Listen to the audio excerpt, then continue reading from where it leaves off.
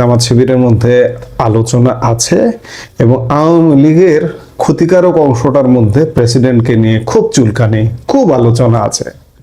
যে প্রেসিডেন্ট, আওয়ামী লীগের নির্বাচিত প্রেসিডেন্ট জিন্দাবাদ বলেন, কিংবা খালেদা জিয়ার প্রশংসা করছেন, কিংবা জিয়াউর রহমানের প্রশংসা করছেন, ওই নষ্ট ক্ষতিকর আওয়ামী লীগের অংশটা যারা এগুলো বলেন তারা আওয়ামী লীগের আসলে জামাতি উইং এর সদস্য।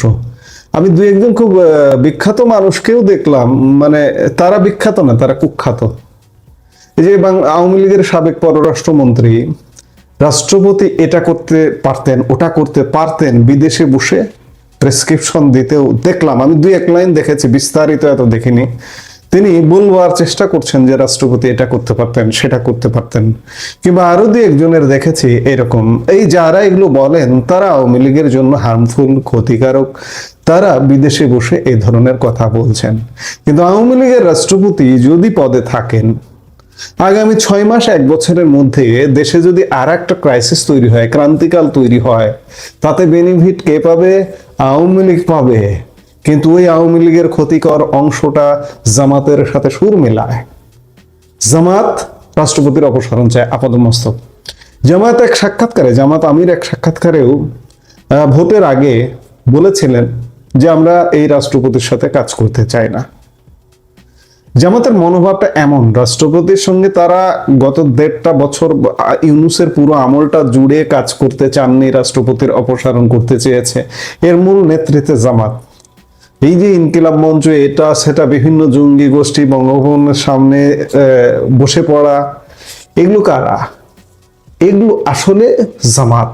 নেপথ্যে থেকে জামাত এবং ইউনূসের উপদেষ্টাদের ইন্ধনে এই কাজগুলো ঘটেছিল। যার দরুন রাষ্ট্রপতি গত ইউনূসের সময়ে একটা অবরুদ্ধ জীবন কাটিয়েছেন, শ্বাসরুদ্ধকর জীবন কাটিয়েছেন, প্রতিনিয়ত টান টান উত্তেজনাপূর্ণ জীবন কাটিয়েছেন। তিনি কতটা ক্রান্তিকাল পার করেছেন, তার পরিবারের সদস্যদের সব সময় একটা আতঙ্ক কাজ করতো, একটা আতঙ্ক ফিরতো যে বঙ্গভবনও কি সেই গণভবনের পরিণতি হবে? প্রধানমন্ত্রী শেখ হাসিনা অন্ততপক্ষে জীবিত আছেন, জীবিত থেকে তার সম্পদ, তার সংসার, তার যা কিছু ছিল সব ছেড়ে এক কাপড়ে বেরিয়ে যেতে হয়েছে, কিন্তু জীবনটা বেঁচে ছিল। কিন্তু রাষ্ট্রপতি এবং রাষ্ট্রপতির পরিবারের মধ্যে একটা আতঙ্ক ছিল, আমাদের জীবনটা কি বাঁচবে? এমন আতঙ্কের মধ্য দিয়ে তার প্রত্যেকটা দিন গেছে। সেই আতঙ্কিত মানুষটা তারপরেও বাংলাদেশকে আগলে রেখেছিলেন। তিনি কোনো কারণে অপসারিত হতেন বা কোনো কারণে একটা অঘটন ঘটতো, কিংবা তাকে বিদেশে যাবার প্রলোভনে তিনি বিদেশে চলে যেতেন, তাহলে বাংলাদেশের কি হতো? আমি বারবার এই কথাটা রিপিট হয়ে যাচ্ছে। আজকে বাংলাদেশে যে সরকার ব্যবস্থা দেখছেন, শাসন ব্যবস্থা দেখছেন, এগুলো কিছু দেখতেন না, একটা ভিন্ন কিছু দেখতেন। একটা দখলদার বাহিনী, অনির্দিষ্ট কালের জন্য ইউনূস বাহিনী, ইউনূসের নেতৃত্বে বলুন কিংবা জামাত আমিরের নেতৃত্বে বলুন, একটা দখলদার বাহিনী অনির্দিষ্ট কালের জন্য বসে যেত ক্ষমতার মসনদে, সারা পৃথিবী থেকে বাংলাদেশ বিচ্ছিন্ন হয়ে যেত। যারা এগুলো চাইছেন, রাষ্ট্রপতির অপসারণ, তারা আসলে এগুলোই চান, যার দরুন এসব কথা বলেন। এখন আমরা মানব জমিনের প্রতিবেদনের দিকে একটু নজর দিতে চাই, যে মনে হচ্ছে প্রেসিডেন্ট শাহাবুদ্দিন তার সিদ্ধান্ত বাতিল করেছেন। তিনি নিজেই জানিয়েছিলেন নির্বাচনের পর স্বেচ্ছায় পদত্যাগ করে চলে যাবেন। সেই সময় একটা বিশেষ প্রেক্ষাপট ছিল, বিশেষ করে শ্বাসরুদ্ধকর অবস্থা। ইউনূসের এই পদটা, রাষ্ট্রপতি একটা ব্যক্তি নন, একটা প্রতিষ্ঠান। এই প্রতিষ্ঠানটাকে প্রতিনিয়ত অবমাননা, মহামান্য রাষ্ট্রপতির হৃদয়ে রক্তক্ষরণ হচ্ছিল। এই রক্তক্ষরণ থেকে তিনি সংবাদ মাধ্যমকে বলেছিলেন যে নির্বাচনের পর তিনি স্বেচ্ছায় পদত্যাগ করবেন। কিন্তু সেই পরিস্থিতিতে ঢাল হয়ে, রাষ্ট্রপতির ঢাল, এই যে যখন রক্তক্ষরণ হচ্ছিল, রাষ্ট্রপতির ঢাল হয়েছিল সেনাবাহিনী, সশস্ত্র বাহিনী এবং রাজনৈতিক দল বিএনপি। যার দরুন তিনি বিএনপির উপর, ওই যে কিছুদিন আগে এক সাক্ষাৎকারে বিএনপির প্রতি কৃতজ্ঞতা প্রকাশ করেছেন, এটাও ওই জামাতি আওয়ামী লীগারদের পছন্দ নয়। সশস্ত্র বাহিনীর উপর কৃতজ্ঞতা প্রকাশ করেছেন, এটাও জামাতি আওয়ামী লীগারদের পছন্দ নয়। জামাতে আওয়ামী লীগেররা আসলে আওয়ামী লীগের তো ভালো চায় না। এমনকি এখনো পর্যন্ত ষড়যন্ত্র আছে যে আওয়ামী লীগ কোনোভাবে উঠে দাঁড়াক, যেন দাঁড়াতে না পারে। পেছন থেকে টেনে ধরার নানা রকম ষড়যন্ত্র এখনো পর্যন্ত বিদ্যমান। আওয়ামী লীগ তো প্রাসঙ্গিক, আওয়ামী লীগকে তো বাংলাদেশ চায়, বাংলাদেশের মাটি এখনো আওয়ামী লীগ করে। এই যে দীর্ঘ 1.5 বছরের বেশি সময় হয়ে গেছে, আওয়ামী লীগের কোনো হ্যাতচ্যাত কেন নেই? ওই জামাতি অংশ এখনো পর্যন্ত আর আসলে সেইভাবে তো সুসংগঠিত কোনো কর্মকাণ্ড নেই। যতটুকু কর্মকাণ্ড আছে অনলাইনে বলুন, আওয়ামী লীগের সোশ্যাল মিডিয়া বলুন, যেটা বলুন সেটা বলুন, যতটুকু আছে এটা এখনো পর্যন্ত জামাতিদের প্রভাবান্বিত। যার কারণে এই যে স্টাইলে কাজ চলছে, এই স্টাইলে কাজ করে আওয়ামী লীগের ফেরাটা কঠিন ব্যাপার। তবে আমরা আশার জায়গায় আছি, আওয়ামী লীগ অবশ্যই ফিরবে। এখন হয়তো খানিকটা টাইম পাস, সেই টাইম পাস থেকে অবশ্যই কার্যক্রমে ফিরবে।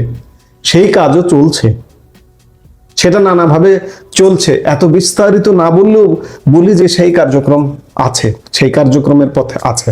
আওয়ামী লীগ ফিরবেই। আমরা রাষ্ট্রপতি নিয়ে কথা বলছিলাম। রাষ্ট্রপতি যখন পদত্যাগ করার কথা বলেছিলেন, তখন নির্বাচন নিয়ে দেশে টান টান উত্তেজনা, কে জেতে কে হারে এই নিয়ে নানা হিসাব নিকেশ।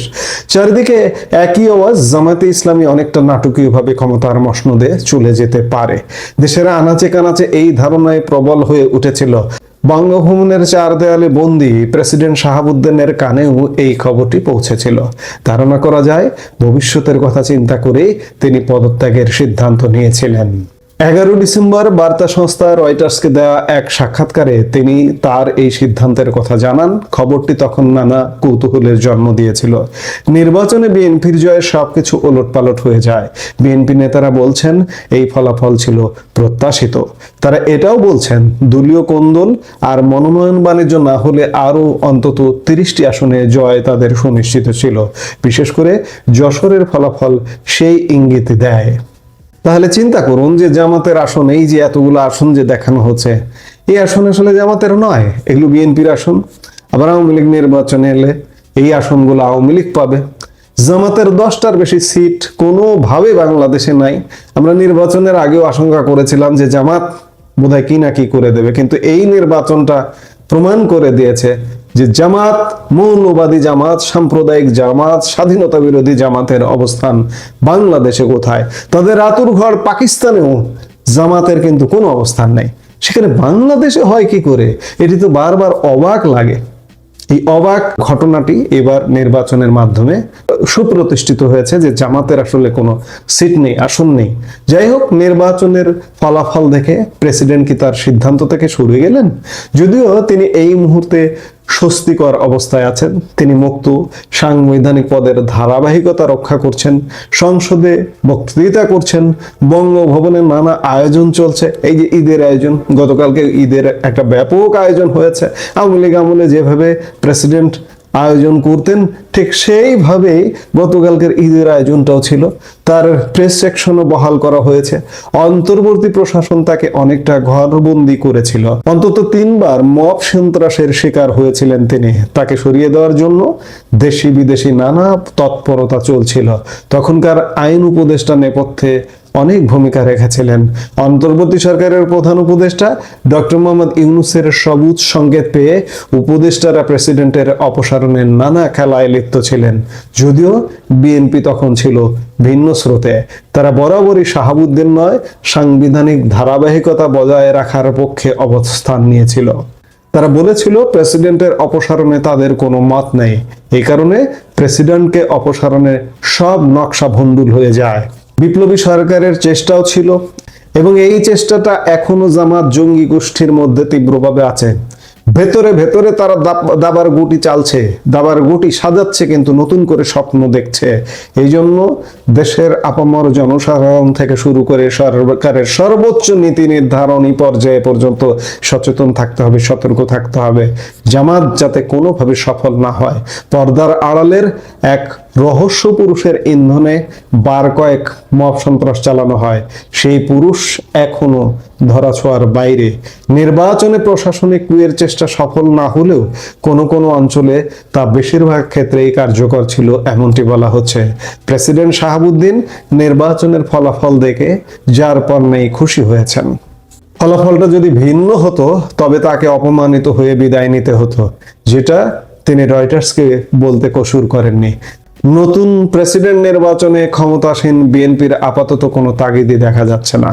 তারা সাংবিধানিক ধারাবাহিকতা রক্ষার কথা বলছেন, যে কারণে কে প্রেসিডেন্ট হচ্ছেন বা কাকে বানানো হচ্ছে তা নিয়ে কোনো জল্পনা কল্পনা নেই।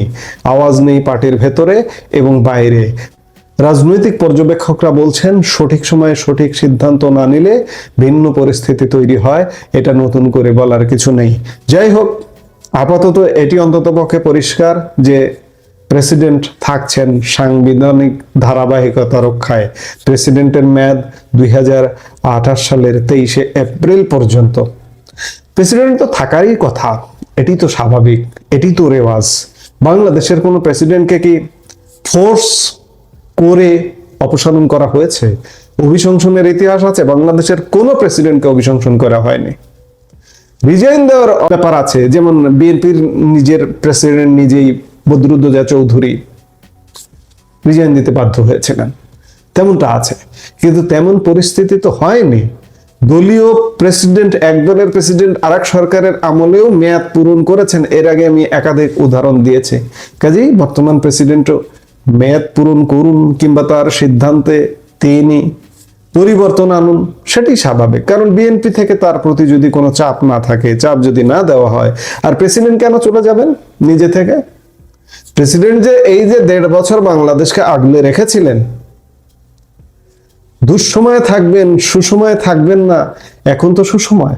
বিএনপি বঙ্গভবনকে অনেকটা সুসময়ে পরিণত করেছে, স্বাভাবিক কার্যক্রমে ফিরিয়েছে বিএনপি। তো এই প্রেসিডেন্টকে বলেও নি যে আপনি রিজাইন দেন, এখনো পর্যন্ত বিএনপির তরফ থেকে ধরনের কিছু বলা হয়নি। প্রেসিডেন্ট কেন রিজাইন দেবেন? জামাত বলছেন বা জামাতে আওয়ামী লীগেররা বলছেন আপনাদের কথায় কেন প্রেসিডেন্ট রিজাইন দেবেন? আপনারা যারা বলেন তারা আওয়ামী লীগের জন্য ভালো কিছু চান না। ভালো কিছু চান না বলেই 5 আগস্ট পরবর্তী সময়ে আওয়ামী লীগের পক্ষে একটা লাইন লিখবার মতো, সোশ্যাল মিডিয়াতে একটা লাইন লিখবার মতো লোকও খুঁজে পাওয়া যায়নি। কথা বলা তো দূর কি বাত, আপনাদের খুঁজে পাওয়া যায়নি। এখন ধীরে ধীরে খোলস থেকে বেরিয়ে ভালো কিছু কেউ সমালোচনা করছেন, করুন, তাতে কিচ্ছু যায় আসে না। যাই হোক, প্রেসিডেন্ট আপাতত তার সিদ্ধান্ত থেকে সরে এসেছেন যে এটা বলার অপেক্ষা রাখে না। এখন বিএনপি বিষয়, বিএনপি যদি মনে করে যে প্রেসিডেন্ট থাকবেন তাহলে প্রেসিডেন্ট থাকবেন, বিএনপি যদি বলে যে না আপনি রিজাইন দেন তাহলে হয়তো রিজাইন দেবেন। তার আগে কেন রিজাইন দেবেন প্রশ্নই আসে না। প্রেসিডেন্ট থাকুন, আমরা বাংলাদেশের মানুষ এটাও চাই যে প্রেসিডেন্ট থাকুন, কারণ আগামী 1 বছরের মধ্যে অন্য একটা ক্রাইসিস হতে পারে, ক্রান্তিকাল হতে পারে। প্রেসিডেন্ট যদি পদে থাকেন এতে আওয়ামী লীগ লাভবান হবে যদি একটা ক্রাইসিস আসে। আমরা সেই সময়টা নিশ্চয়ই দেখবার অপেক্ষায়